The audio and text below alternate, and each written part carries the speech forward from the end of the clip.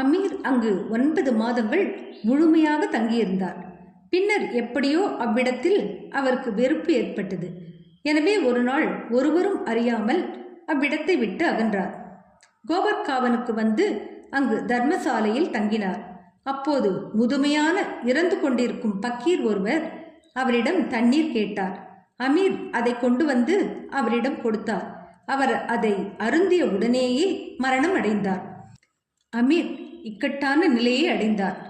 அவர் சென்று அதிகாரிகளிடம் இது பற்றி தெரிவிப்பாரேயாகில் அவரே முதல் தகவல் அளித்தவராதலாலும் தகவலும் அவருடையது மட்டுமே ஆனதாலும் அது குறித்து அவர் சிறிதளவாவது அறிந்திருப்பதனாலும் அவரே மரணத்துக்கு பொறுப்பாக்கப்படுவார் என்று நினைத்தார். பாபாவிடம் விடை பெற்று கொள்ளாமல் ஷீரடியை விட்டு வந்ததை பற்றி தமது செய்கைக்காக அவர் நனியிறங்கி பாபாவை வேண்டிக் கொண்டார். அவர் பின்னர் ஷீரடிக்கு திரும்ப தீர்மானித்தார். அதே இரவு வழிநெடுக பாபாவின் பெயரை நினைவு கூர்ந்து கொண்டும் உச்சரித்து கொண்டும் பொழுது விடுவதற்குள் ஷீரடிக்கு திரும்ப ஓடி வந்துவிட்டார். கவலையிலிருந்து விடுபட்டவர் ஆனார். பாபாவின் பரிபூரண விருப்பத்திற்கும் ஆணைகளுக்கும் இணங்க சாவடியிலேயே தங்கியிருந்தார். குணப்படுத்தவும் பட்டார்.